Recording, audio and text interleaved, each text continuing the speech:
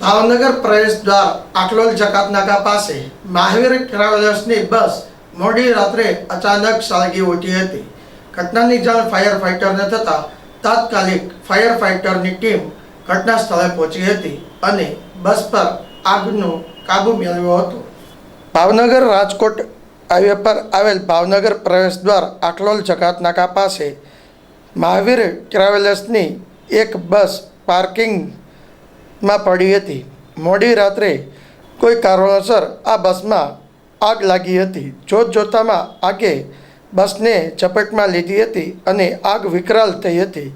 સમગ્ર ઘટનાની જાણ ફાયર વિભાગને થતાં ફાયર વિભાગની ટુકડી એક બાઉઝર સાથે ઘટના સ્થળે પહોંચી હતી અને પાણીનો છંટકાવ કરીને આગ પર કાબૂ મેળવ્યો હતો.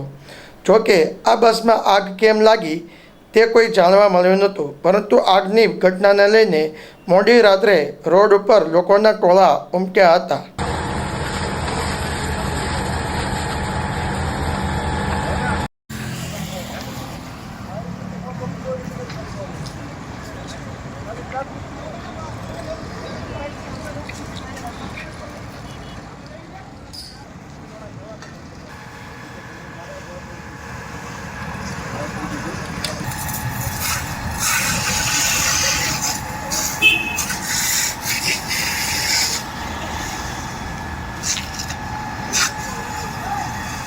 नागदान गढ़वी सब फायर ऑफिसर આજની ઘટના બની હતી.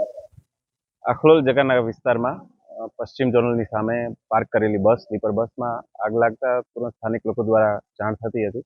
તો તરત જ અમારી પશ્ચિમ ઝોનની ઓફિસ અને ફાયર સ્ટાફ તરત જ આવી ગયો હતો અને આગને કાબૂમાં લઈ લીધી હતી અને બસને કુલિંગ કરી લીધી હતી. કોઈ જાનહાનિ નથી, કોઈ ઈજા, બસ પાર્ક કરેલી હતી એટલે કોઈ ઈજા નથી.